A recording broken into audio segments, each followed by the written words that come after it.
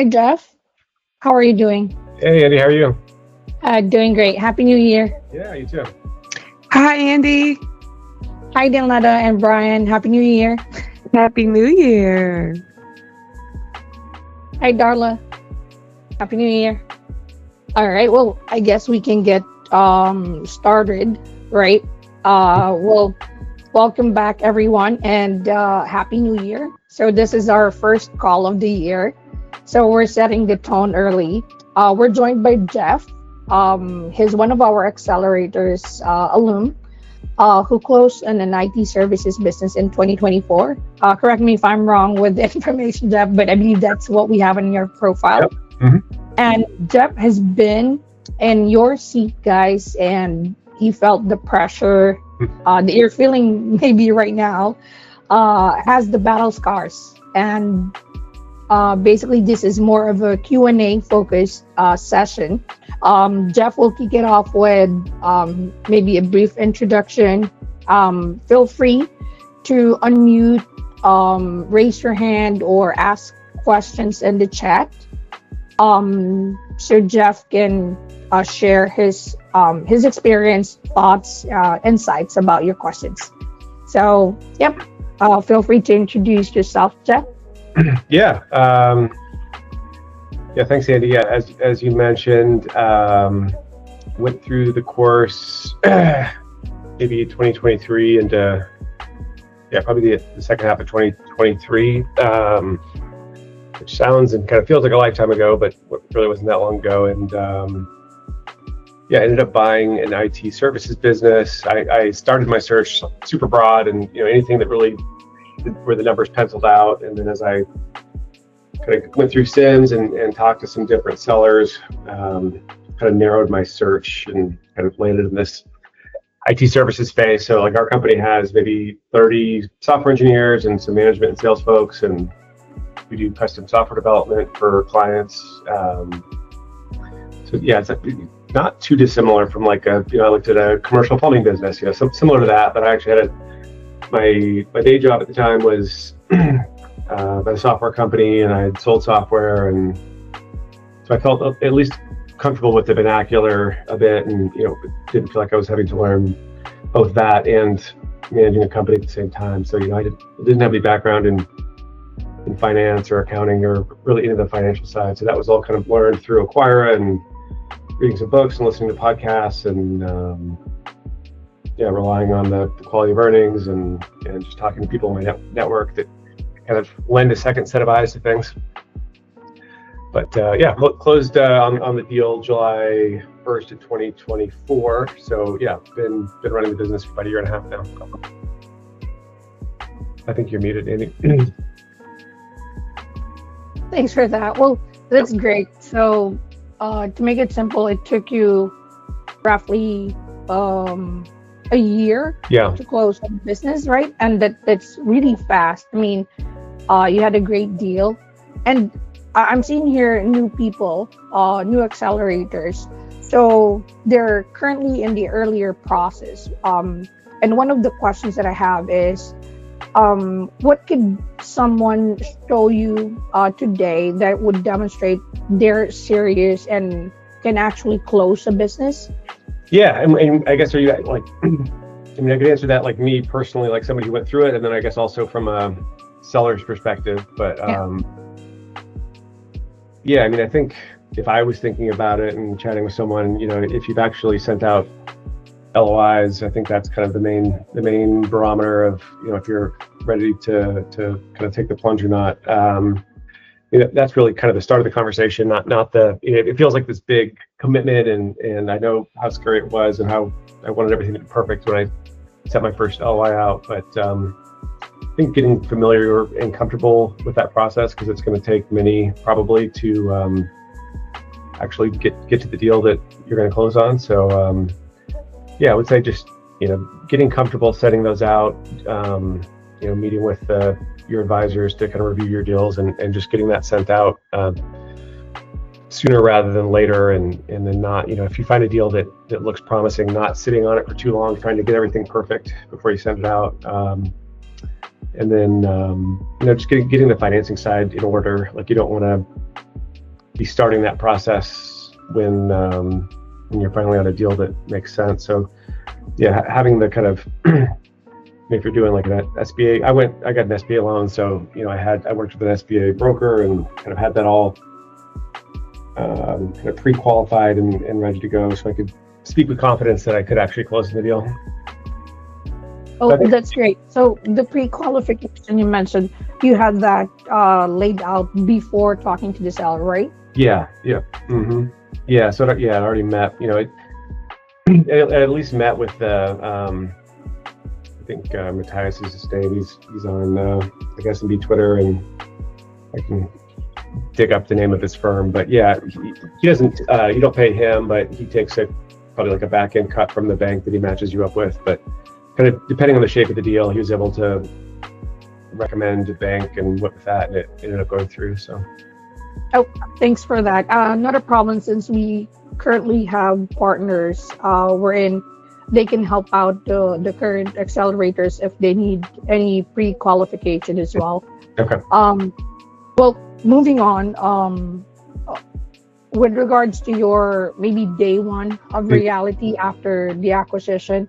Yeah. Well, thinking about your day one under the new ownership, what did you want the business to look or feel like immediately?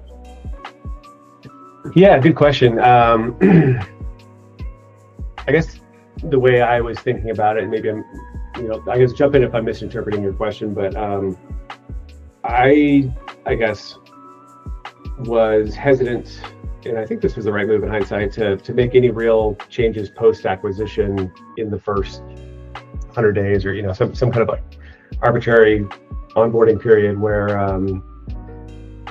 we had some client concentration, like probably many businesses. We had some kind of key clients and key employees, and my goal was really to just learn as much as possible, as quickly as possible, and build trust and be as transparent as it made sense to be, and kind of start to build relationships with the key employees, and kind of slowly build relationships with the key clients, and understand the landscape, and not change anything. So I wanted it to be perceived as no change from the outside, and as kind of minimal change from the inside.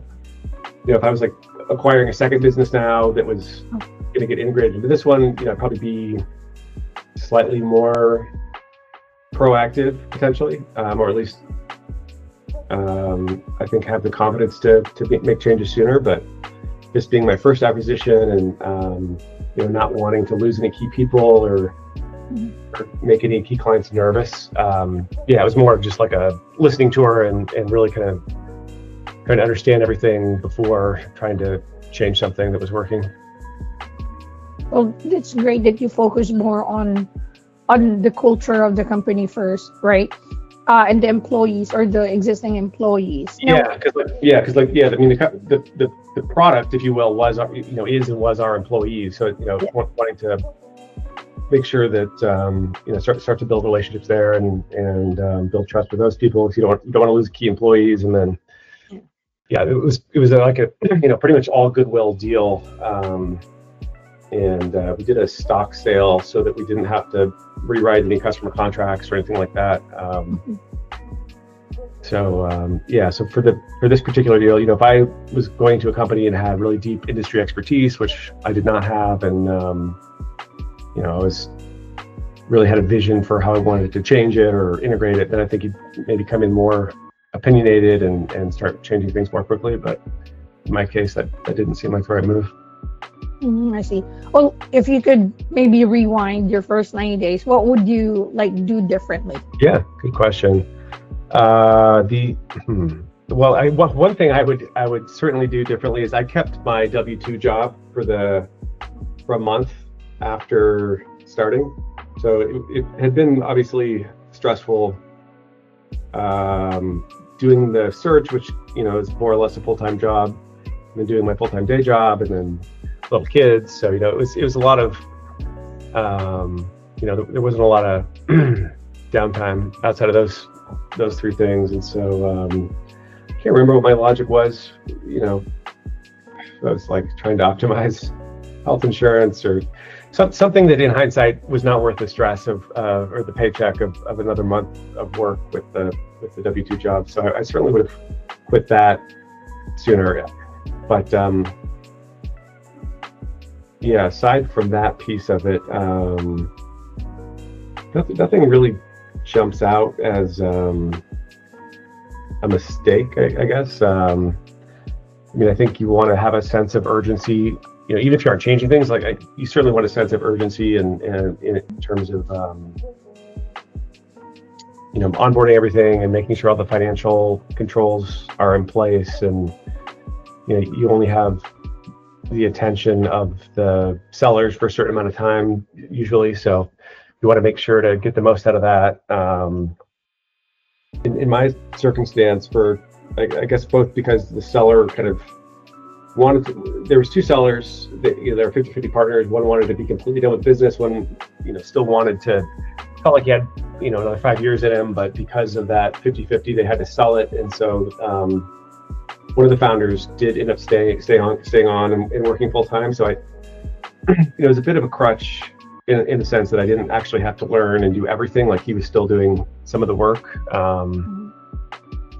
But yeah, you know, listening to, you know, probably 50 to 100 podcast episodes, people kind of going through kind of their journey. You know, sometimes the sellers disappear pretty quickly and are hard to get hold of. So, you know, certainly wanting to get all that information from them as quickly as possible is helpful. Well, do you have any suggestion on where to look at, or any red flags that you've encountered? Maybe from the start of your journey up to post acquisition. Yeah. Yeah, or maybe things that I would trust your intuition and your gut. You know, I talked to some sellers that, you know, things looked good on paper, but you know, it requires a lot of trust because you have imperfect information. You know, you can't talk to employees and you can't talk to customers. So you know, aside from doing like a quality of earnings on the financials, you know, you want to build a good relationship with the sellers and kind of trust your instincts.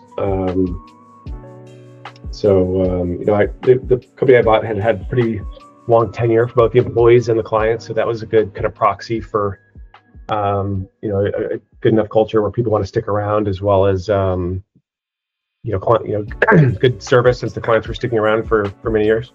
Mm-hmm. But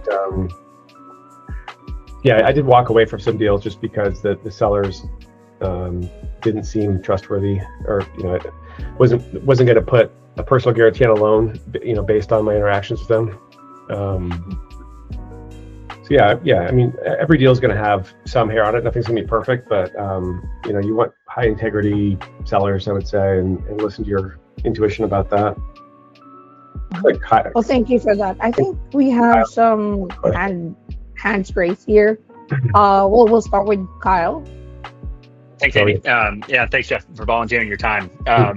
You know, I'm interested. I'm kind of dealing with a scenario. I've been in you know, the Empower Accelerator program for a number of months now. I'm finally kind of triangulating on this deal and wanted to get your perspective because I think it might benefit others. But from just like an owner, right? Like exactly what you said, you know, like that trustworthiness, and then, you know, the real risk and reality that, you know, maybe they were a bit aspirational or not quite realistic with the transition timeline.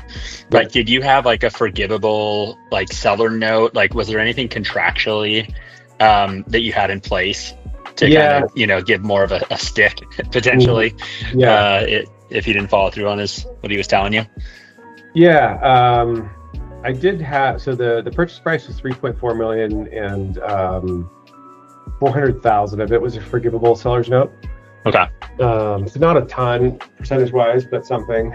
And that was tied to revenue, I believe, like it, or maybe, you know, there's some pretty, I don't remember the exact percent off the top of my head, but you know, one of the clients' revenue was above the the threshold significantly, or well above the, like, I don't know if it's 10, probably 10% is maybe the industry number that represents client concentration. So because there was one customer that was up there quite a bit, and I had to justify this to the bank also, that I think it was forgivable if the business didn't, if revenue went down by a bit, that piece was forgivable.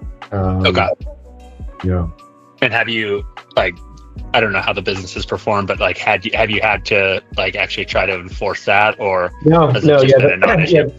Yeah, it was not an issue. Yeah, the one seller, like, disappeared immediately, and that was kind of the plan. And then the other sellers have been very helpful, and that client's grown. And I think the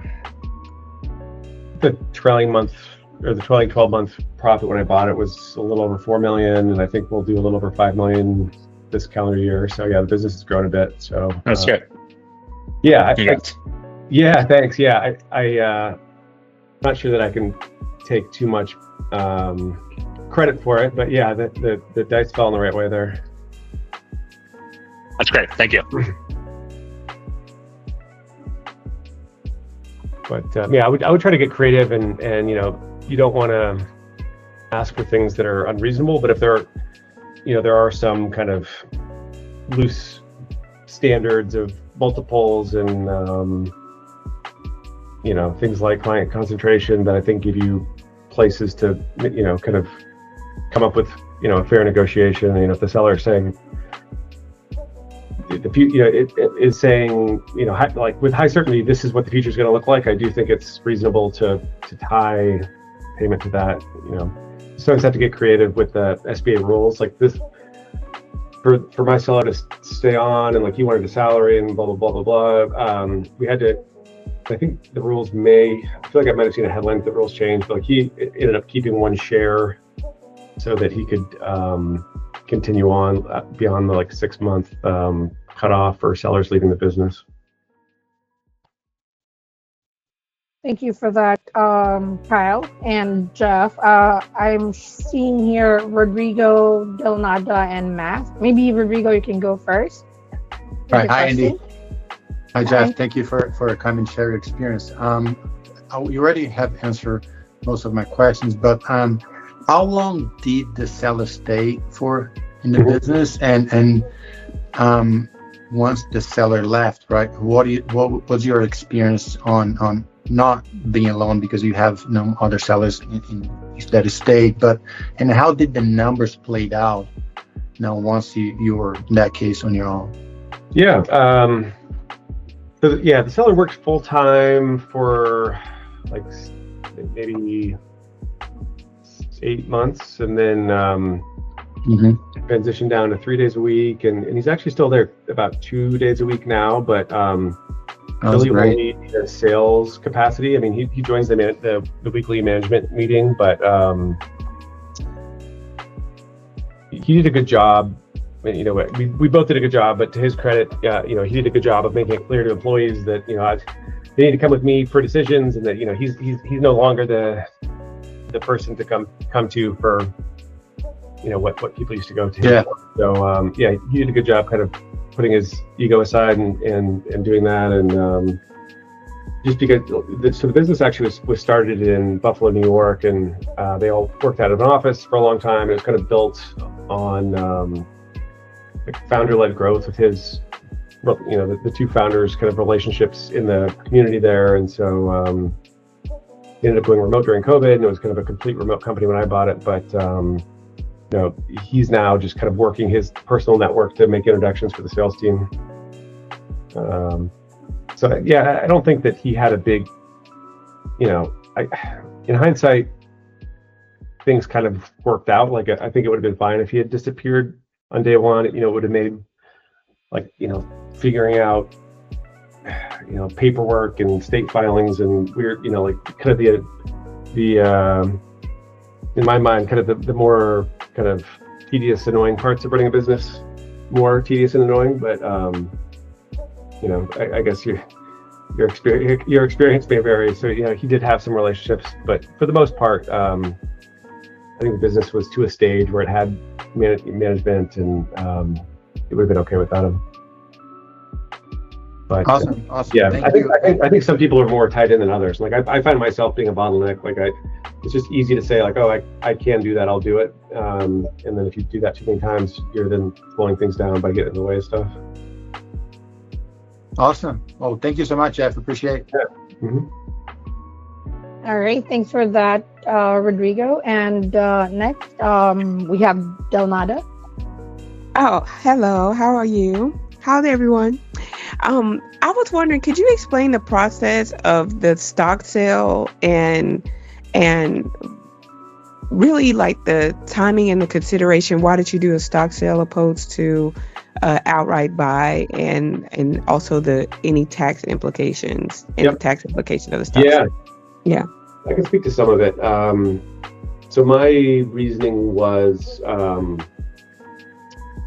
looking at the client contracts, like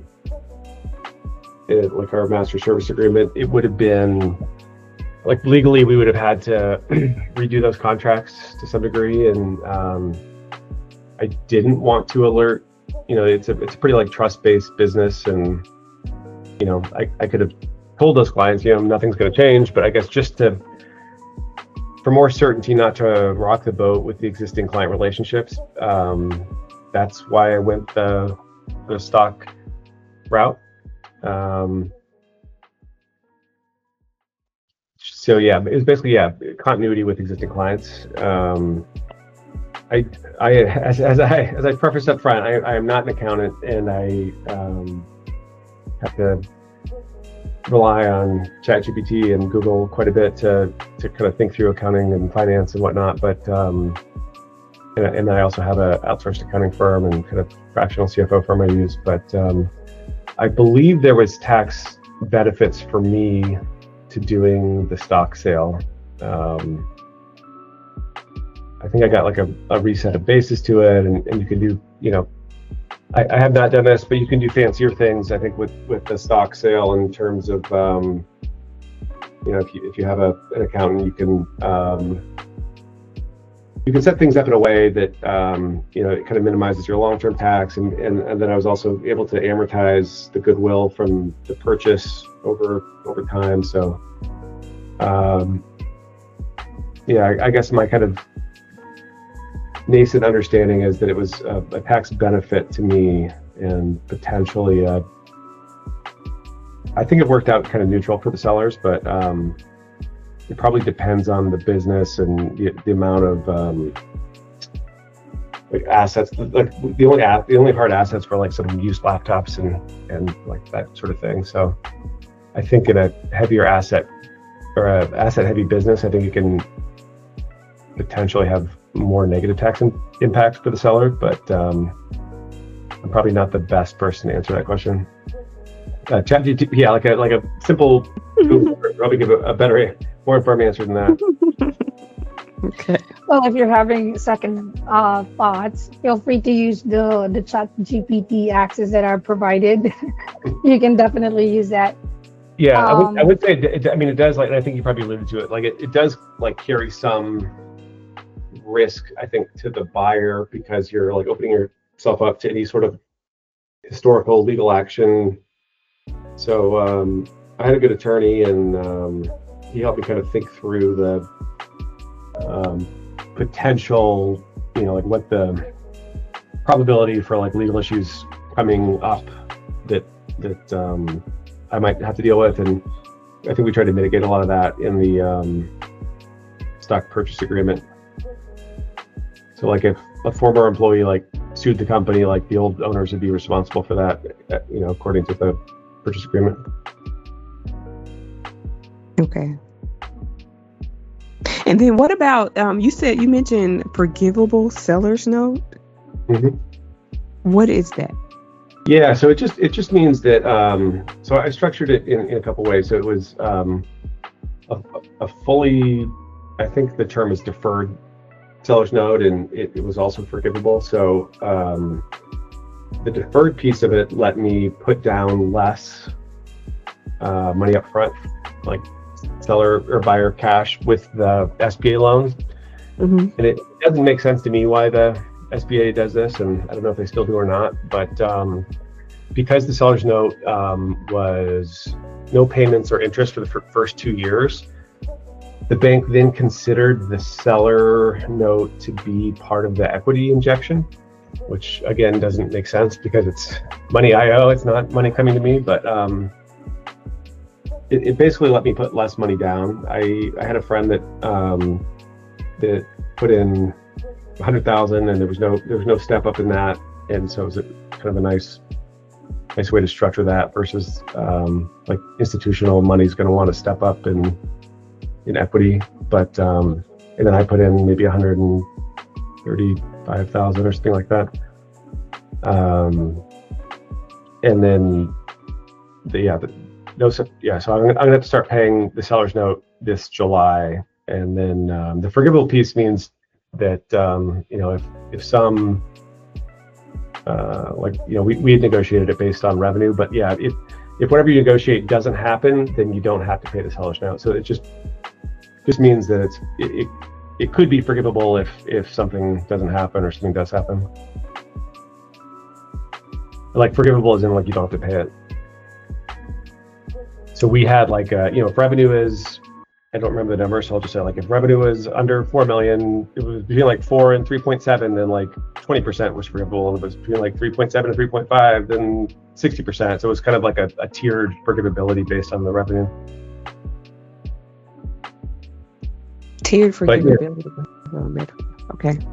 Yeah, but like a seller's going to be nervous to do that because like they're going to feel like they don't have control of the business. So like, they obviously, best case scenario, they just want all their money up front in cash, and so they're going to want less seller financing in general. I mean, it might help their taxes a little bit, but I think people just generally want to get the money and not rely on me executing well as an operator to get that cash. But they were willing to do 400,000 in seller financing. Got it. Thank you, Jeff. Yeah.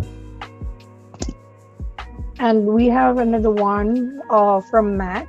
Oh, do you have any further questions, Danlada? Sorry. Oh, no, that was it. Great. Thank you so much. Thanks for asking, Andy. Thank you, Jeff. Mm-hmm. All right, cool. Well, Matt, are you still there? Yeah, I'm here. Thanks, right, Jeff, for your time. So I actually just entered into, or I got a countersigned LOI. It's in a marketing company, so it's also not asset heavy. What takeaways, or what would you do differently, or what call outs would you have? Because I just submitted like my phase 1 for due diligence. I plan on doing the initial review. Then Nathan has given me some advice on getting some legal in my bank, and then I'll do quality of earnings because that's likely the most expensive. But what takeaways did you have? What would you have changed, or what call outs do you have going through that part of the process? Yeah, good question. Nothing jumps to mind. I pretty much just used all the resources that I got through the accelerator. I mean, there was really good like pretty extensive like Excel files with all the types of questions and things to get answered, and like I basically just went through that, like the due diligence checklist.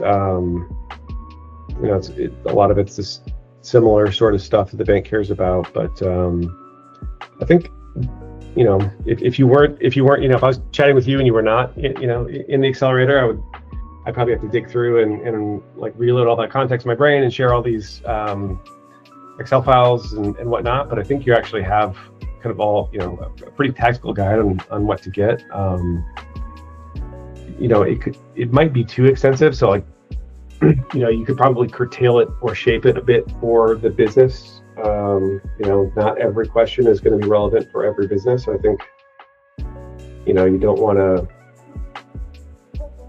So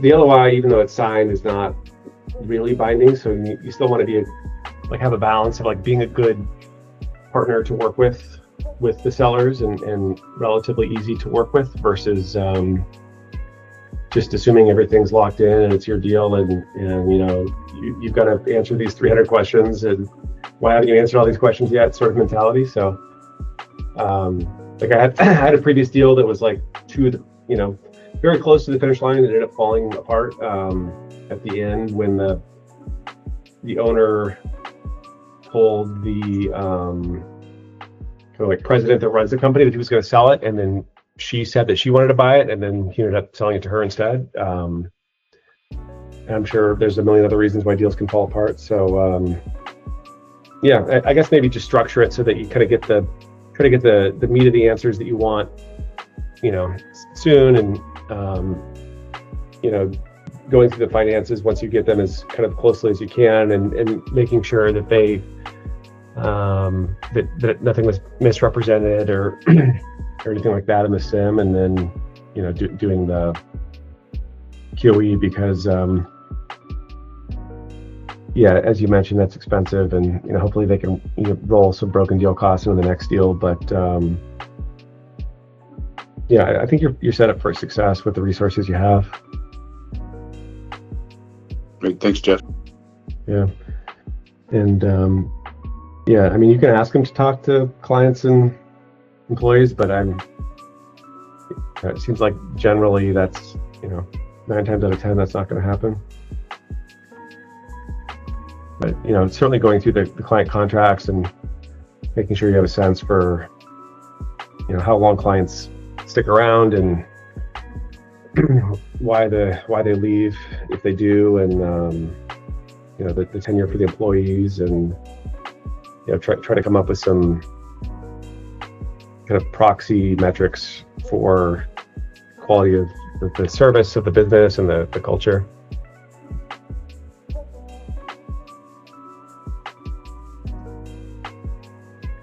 Oh, thank you for that, Jeff. Well, do you have any other questions, or is there anyone has any question? If you're wondering, feel free to ask the question, because some may be also thinking about it. And well, while we're waiting for them, I think some are currently on LOI or countersigned LOI phase. Maybe you can share how did the LOI phase go on your end, Jeff? Yeah, I mean, I think I mentioned it earlier, but I would just encourage folks to send them early and often, because it's really the kind of the beginning of the negotiation process, not the end of it. I mean, you want to be thoughtful and ideally have like a multiple tied to the LOI, so that when you get the QE back and it turns out that something wasn't done right, that it's not you're pointing back to the LOI and saying like the price is adjusting because of this, not because of me changing my mind on something on my end. But nothing jumps out about the process other than you follow the process laid out by the accelerator, and you should be you should have more than enough information to make a decision to move or not. But it is that kind of final signing the paperwork and deciding to go forward. It was certainly scary for me. I imagine it is for most people. You have a lot of information, but you don't have all of it, and it's a big commitment. So I would I guess speaking from experience, it was certainly scary. I'm glad I did it, and I've really enjoyed running the company, and I'm very happy with the decision, but it was definitely scary. Thank you for that. Hope that one scared them as well. But I think we have one hand raised from Daniel. Yeah, hi Jeff. Thanks for the time today. And yeah, kind of to what you were just talking about, I'm curious what you're like starting from zero. Mm-hmm. What did your timeline look like? How many businesses did you consider? What were some of the major obstacles that you surpassed? Because right now I'm just getting started out, and I feel like projecting a certain willingness to deal, even if I'm very due diligence focused, it's come up maybe a couple times. I've gotten the impression that like, maybe I'm being perceived as hard to deal with if I'm asking for too much diligence up Mm-hmm. front. So yeah, those questions. Thanks. Yeah, I think it's a learning process. Like the the more LOIs you send, I think the better at it you will get, and the more confident you will become. And I think once you have that confidence, I think you'll probably be able to kind of you'll be able to have a better sense for, what do I actually need to know at this stage or not, and what you need to know to get an LOI signed is much less than what you need to know to actually write and sign a purchase agreement. So I guess make sure that you're sequencing things right and not asking for too much up front. The deal I ended up closing on was pretty competitive. The broker that they used to sell the business does a few things that were annoying as a buyer, which was they didn't put a price on the business, and they had a cutoff and multiple offers. So kind of having a blind kind of, you're almost asked to negotiate the price against yourself in a way, right, where they had this blind auction for the price. So you both had to sell yourself as somebody who could run the business and take care of their employees and this thing they created, and then be easy to work with. And it's I didn't actually have the high of the offers they got. I didn't have the absolute highest price, but I had a vision for what I wanted to do with the company. I had my initial meeting with them, and had done my research ahead of time to sound like even though I'd never worked specifically at a company like this, I was able to talk to people who had worked at companies like this, and like I went on LinkedIn. What did I do? I searched and found a podcast interview with somebody that had grown a business like this, and kind of applied that framework to this business, and was able to speak kind of intelligently about that, what I would do. And then I actually kind of did a little PowerPoint presentation on how I was going to operate things. And it's the entire process is kind of sales. You got to sell yourself to the seller, and then to the bank, and then to the employees, and then to clients. And I don't think there's anything wrong with getting a lot of information. I think you just need to do it in the right sequence so that you're not, if they're looking at multiple buyers and you're kind of a headache to deal with and other people are not, I think they'll gravitate towards the other people. So you can use that to your advantage also. Yeah, that's helpful. Thank you.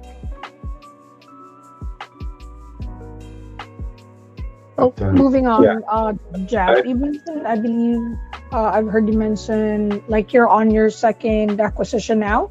Well, how do you think about growth? Is it part of your growth plan, maybe expanding your products, markets, or maybe just optimizing the core business?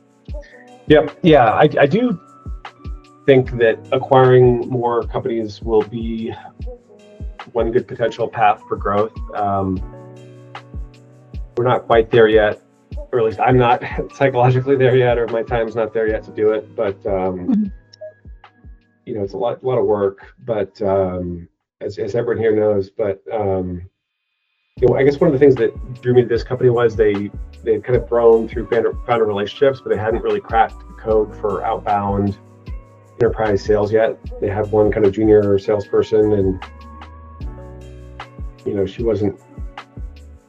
hadn't done she hadn't had a lot of success yet. And so I had done sales in the past, and then that individual that I referenced that was on the podcast, I reached out to him on LinkedIn, and he kind of graciously helped me throughout the process, and kind of share all the details of everything he'd done to grow the company he was at. And then I ultimately ended up hiring him, and now he works for us. But we're really trying to nail down the outbound enterprise sales motion to sell to clients that aren't, friends with the owner. And so that's been going well. We have 3 salespeople now, instead of just the one. And so I think, next year we're going to kind of round the corner and be selling a lot more to kind of new clients. And then once once that process is working, then I think growing through acquisitions makes sense. It is a lot of work to acquire clients, but on the flip side, if we could buy revenue by finding a company that either provides a service we don't, and then we can sell our services to their clients and vice versa, a similar kind of B2B service, I think that can be a much faster way to grow. And then you also get some kind of like EBITDA arbitrage where, if you have two companies with $4 million in revenue, like let's say they're both at a 3x multiple, just for a round average number. If you combine those companies and if you get rid of some back office expenses, you're at $4 million in revenue, and then just due to the size of the company, you might be at a 4x EBITDA multiple. So yeah, I do think it's a good path to get new service lines, get new employee, talent acquisition. It's recruiting and hiring is hard, and so if you could just essentially use debt to buy customers, services, and employees, it's certainly worth considering. It does seem like there's no just because it worked out once, there's no like guaranteed success. It does seem like, listening to the acquisition podcasts, that not everybody's second acquisition goes as smoothly as the first. But on the flip side, I think once you have a company that's doing well, the second company doesn't have to be as well-rounded. It can have some pieces that aren't working perfectly if you can kind of integrate that into your processes and your kind of back office. Got it. Thank you for that. That's really great. And Jeff, maybe you can share the podcast or any book that might have helped you that our moderators can also look at. Yep. Yeah, the books, I don't think anything that's surprising. It's just I read Buy Then Build, and then there's the like Harvard Business Review one that was kind of helpful. And then what's the name of that? Let me just check the podcast real quick.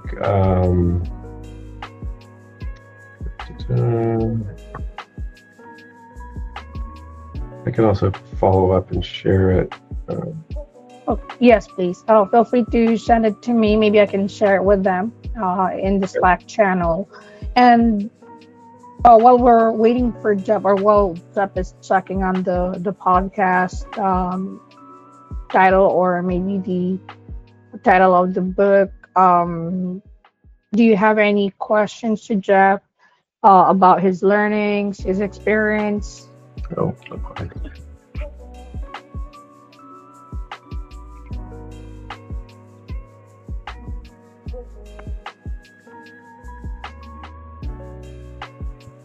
This is the podcast that I was listening to at the time. I just dropped it in the chat. Inquiring Minds. All right, there you go.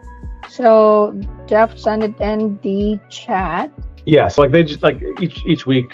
I've been listening to it a little while, in case they change the format. But like each episode is a interview conversation with somebody.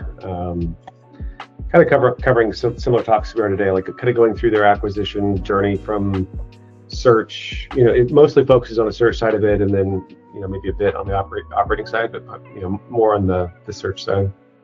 But just like hearing 100 different people's stories, kind of, I don't know if that was Matt that asked a question earlier on the process and everything, and like I think it just kind of helps you get a bit more comfortable that this is a thing that's real and people are doing it, and you kind of hear all these different stories and kind of what worked and what didn't, and lessons learned, and that can kind of help you figure out what diligence questions to ask and what to look out for, kind of pitfalls. Oh, that's great. Well, other than our weekly recorded calls, they can also look into this. That's going to be really helpful. And if there are no more questions, maybe one question that I will leave the group, or maybe one last question, Jeff, is if you have any advice that really stuck with you, could you please share it with the group? maybe any part of your journey that you think would be really helpful. Yeah.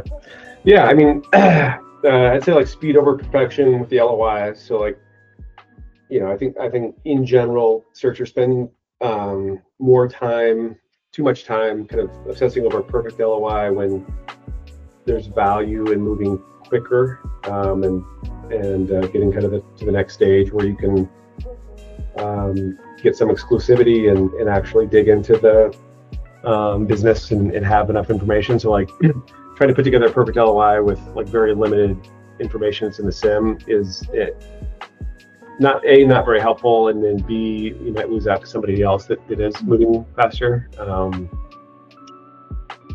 Let's see here, what else? I ended up going with the technology services business instead of like a trades business, just because I had some expertise there. So like I was able to kind of find a way in which I could use my professional experience a bit to find something that I knew something about. So I found that helpful.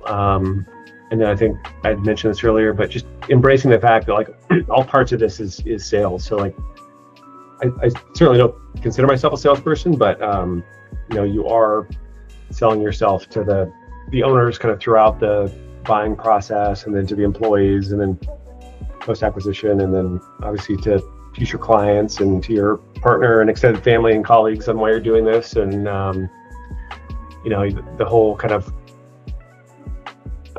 process is really just like you're building a funnel as you're finding prospective clients to buy and kind of working them through a sales funnel. So getting comfortable with that is important, and making sure to close the seller, and you got to close the bank, and so I guess just kind of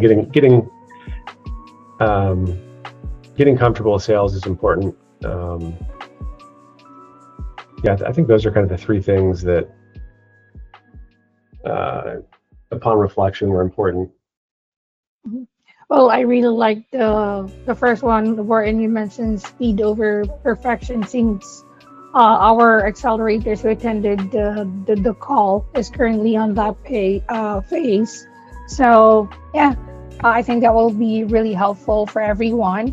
And I believe we still have a couple of minutes left, and we'll go ahead and wrap early if you don't have any more questions.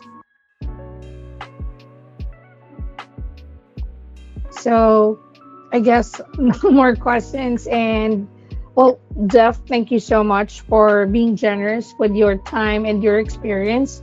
And to everyone here, maybe let's go ahead and make this year count. Feel free to reach out if you do have any questions, concerns, or if you need to schedule a call with Rich or Nathan, let me know. I'll share the link for their calendar. Cool. So thanks again, Jeff. Thanks for having me on. Don't hesitate to reach out if anyone has any specific questions. I guess the other thing that I didn't mention explicitly was I would say there was a pretty heavy emotional component to this process, where you're taking on potentially a massive monthly loan and making a career change. And so I guess I would just acknowledge that and try to find some healthy outlets for the emotional side of the ETA process. All right. Well, thank you for that, Jeff. And yes, feel free to let me know if you'd like to also connect with Jeff if you're looking into a business, maybe if he has time. As we can see, he's more than happy to connect with anyone from the team. So, thanks again, everyone. We'll be giving back 10 minutes of your time. Thanks, Jeff. Yeah, thanks, everyone.